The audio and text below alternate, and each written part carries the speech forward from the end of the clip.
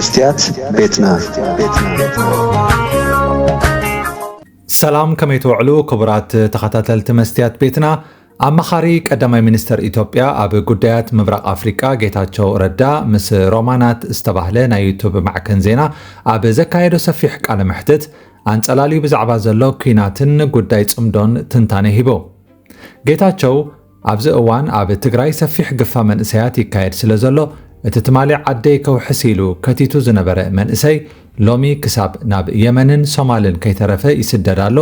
እዚ ኸኣክል እቲ ኣብ ሰራዊት ዘለውን ናብ ሱዳን ተሸይጡ ኣብ ዘይፈልጦ መሬት ንሰራዊት አልቡርሃን ንምሕጋዝ ይመውታሎ ኤርትራ ኣብ 35 ዓመታት ዘርአየት ውድቀት ኣብ ትግራይ ዘሎ መሪሕነት ኣብ 4 ዓመታት ኣሳሊጥዎሎ ህወሓት ናይ ዓለም ናይ ኣሰላልፋ ሓይሊ ዝቕምረሉ ቅማረ ኣዝዩ ዝንብዑ ሻዕብያ ምስ ህወሓት ፈጢርዎ ዘሎ ናይ ጽምዶ ምሕዝነት ሰራዊት ምክልኻል ኢትዮጵያ ናብ ዶባት ኤርትራ ንኸይጽጋዕ ንምግባር ዝዓለመ እዩ ምኽንያቱ እቲ ኣብ ዶባት ዛላምበሳን ካልኦት ዶባትን ዝጅምር ኩናት ቀልጢፊኡ ናብ ማእከል ኤርትራ ክበጽሕ ዝኽእል ስለዚ ኤርትራ ናይ ስትራቴጂ ጸገም ኣለዋ እምበኣር ህግደፍ ደናቆርን ጸማማትን ክደሊ ግድን እዩ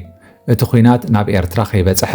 ተጋሩ ዝሞትሉ ኣዴታት ትግራይ ዝሰቀያሉ መንገዲ እዩ ሓሰው ዝብል ዘሎ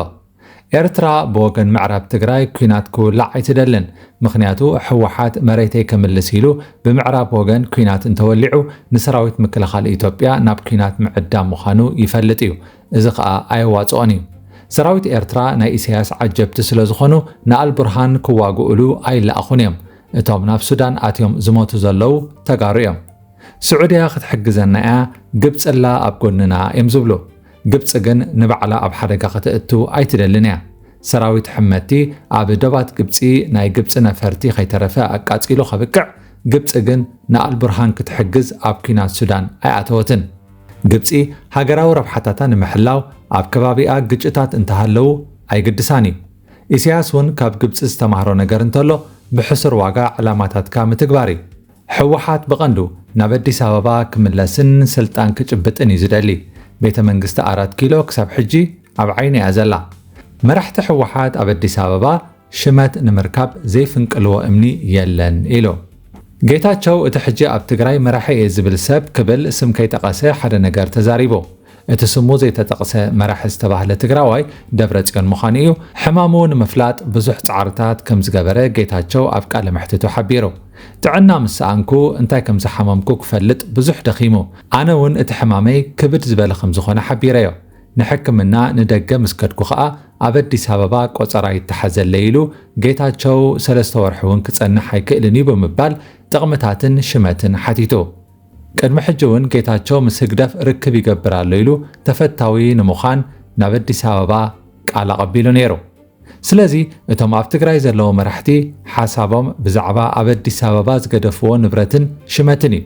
ኣብ መቐለ ዘሎ ናይ ምክልኻል ኣባይቲ ክወሃበኩም እዩ ምስ ተባህሉ ዝተሓጎስዎ ሓጎስ ኣዝዩ ዝገርም እዩ ከምቲ ሰኣላይ ዳቬንቺ ብናይ ባዕሉ ስራሓት ዝምሰጥ ዝነበረ መራሕቲ ህወሓት ኢና ዝብሉውን ከምኡ ምስ ገዛእ ነብሶም ፍቕሪ ሒዝዎም ኣሎ ናይ ዲያስፖራ ገንዘብ ደለልቲ እዮም ዝበልዕዎ 26 ሚሊዮን ንመግዝኢ ሬድዮ ተባሂሉ ወፅዩ ሓደ ኣብ ኣሜሪካ ዝነብር ትግራዋይ ካብ እስራኤል 4 ላፕቶፕ ሒዞም ድሮናት ዘውድቑ ሰባት የምጽእ ተባሂሉ ክሳብ ከባቢ 2.4 ሚሊዮን ዕርቡን ተዋሂቡ ንኽስቶ ክንዲ ዝሃቦ እናተባህለ ዝጠፍአ ኦዲት ዘይተገብረ ገንዘብ ማእለያ ይብሉን ሎሚ አብይ አሕመድ ሽመት እንተዝዕድሎም ነቲ ናይ ትግራይ ዕላማታት ብቕጽበት ምጠንጠንዎ አብይ ሓሳቦም ይፈልጦም እዩ ንጌታቸው አውሪድካ ንታደሰ ስቐለልና ምስ በልዎ እውን ዕላማኹም ካልእ ስለ ዝኾነ ንታደሰ እውን ከተውርድዎ ኢኹም ኢልዎም ነይሩ ኮይኑ ድማ ስለዚ ቅንዕና የብሎምን ወላ ሓንቲ ነገር ዘይብሎም ምስ ኢማራት ክንገጥም ኢና ይብሉ ብዝኾነ ኩናት ምጅማሩ ኣይተርፍን ዓቕሚ ኣለዎ ድዩ የብሉን ግን ካልእ ሕቶ እዩ ኢሳያስ ንድሕነቱ ኣዝዩ ብሱል ሰብ እዩ ካልኦት ጸማማት ክሞትሉ እዩ ዝሰርሕ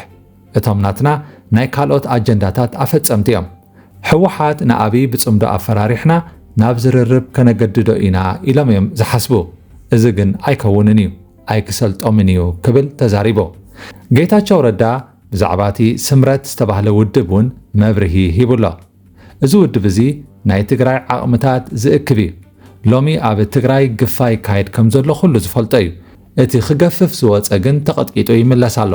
ነቶም ብረት ዝሓዙ ብዳርባ እምኒ ግጠምዎም ክብል ኣይደልን ግን ከዓ ከብቅዕ ክኽእል ኣለዎ ንትግራይ ከድሕና ዝኽእል ዕጥቂ ዘይብሉ ምምሕዳር ምፍጣር እዩ እዞም ሕጂ ዘለዉ ግን ወርቂ ክፍሕሩ ስለ ዝውዕሉ ጥቕሞም ከይተርፎም እዚ ክኸውን ኣይደልዩን እዮም ኣብ ትግራይ ዘለዉ መራሕቲ ንኹሉ ጽላታት ባዕሎም ክቆጻጸርዎ እዮም ዝደልዩ ከምኡ እንተዘይገይሮም ኣብ ሓደጋ ዝኣተዉ ኮይኑ ይስምዖም ንሻዕብያን ምድሓን ኣብ ትግራይ ኩናት እንተተኸፊቱ መንእሰይ ክጠፍእ እዩ ብድሕሪኡ ዓዲ ክህልወና ኣይክእልን ትግራይ ከም ኤርትራ ናይ ኣረጋውያንን ሽማግለታትን ዓዲ ትኾነሉ ዕድል እውን ክፍጠር እዩ ሎሚ ህዝቢ ትግራይ ደቁ ዝሽየጡሉ መድረኽ ተኸሲቱሎ እቲ ተሪፉ ዘሎ ናይ ህወሓት መሪሕነት ኣዲስ ኣበባ ከይሓዝካ ንትግራይ ምምሕዳር ከም ዝከኣል ኣይርድኦን ቅድሚ ሕጂ ኣብ እዋን ኩናት ትግራይ ኣብ ውሽጢ 3 ሳምንታት ኣዲስ ኣበባ ክንኣቱ ኢና ተባሂሉ ኣብ ውሽጢ 3 ሰሙን ግን መካይና ኩለን ተቓጺለን እቶም ሽዑ መራሕቲ ዝነበርና ሳላት መንእሰይ ኢና ድሒና ከተማታት ወልድያን ኮምቦልቻን ምስ ተታሕዛ እሞ ኣዲስ ኣበባ እውን ምእታው ይከኣል እዩ ተባሂሉ ዘብዘብ ኮይኑ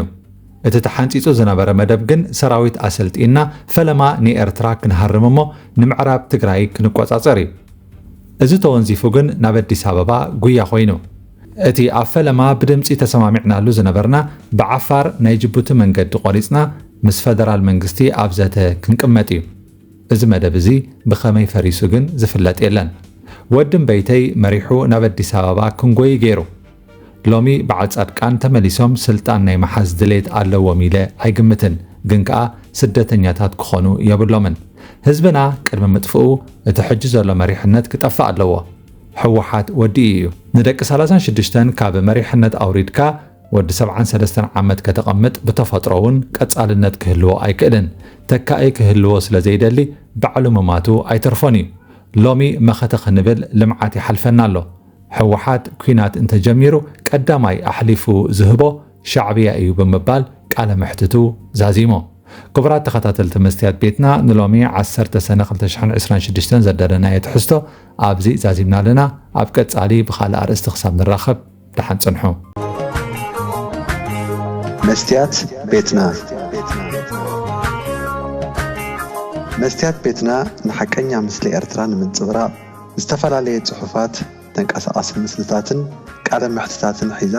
ብዘካርያስ ገብረኣብ እናተዳለወት እትቐርብ መደብ እያ كفوت لساني من يزعصوني عيسجدن علي عبطاقوت ملاخي كطاوخ قنا مسلي فتحي